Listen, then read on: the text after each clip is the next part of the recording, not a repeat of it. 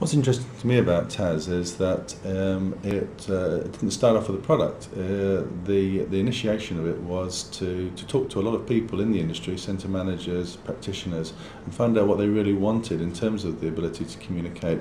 And only when there was a good brief based upon very solid practical advice did they then start to create the product. And TAS was built upon modern technology, an IP platform, which does mean that it has a capability of interacting with other applications and systems in a very easy manner.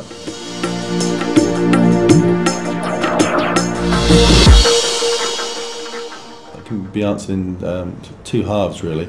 There's the operational benefits, where improved communication between centre staff and retailers adds tremendously to the efficiency of the utility of the staff. I think that an awful lot of information does have to go to and fro between the centre management team and the retailer, and historically that did mean lots of people visiting lots of retailers, doing a fairly low value activity, just passing bits of paper, getting them signed for.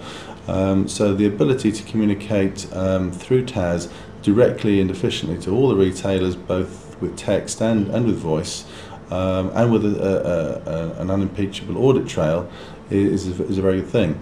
I think the other side is the more commercial side of things, the ability to collect information from retailers, the ability to give retailers information, and that information could be very valuable to improve performance. Especially if a retailer is undertaking a promotion. Certainly with other tools that are available, pedestrian counting, etc., etc., those figures can be analysed and see just how effective that particular promotion has been.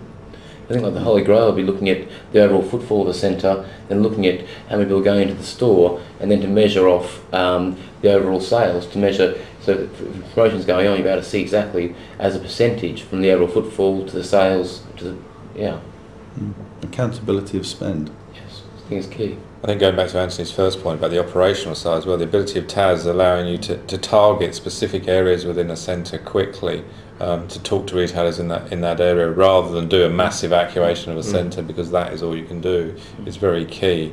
And also it allows you to talk to retailers and staff discreetly when there is a situation starting to develop. But also, say, provide you the full audit trail post the incident to say, well, no, actually, we did perform as we should have performed, and we did carry out the necessary. But also an audit trail during the incident. If you don't know whether someone has received that piece of information, then you've almost no choice but to send an individual to that store. I think that if you know during the incident that someone has or has not responded, then that can tailor your response a lot more efficiently.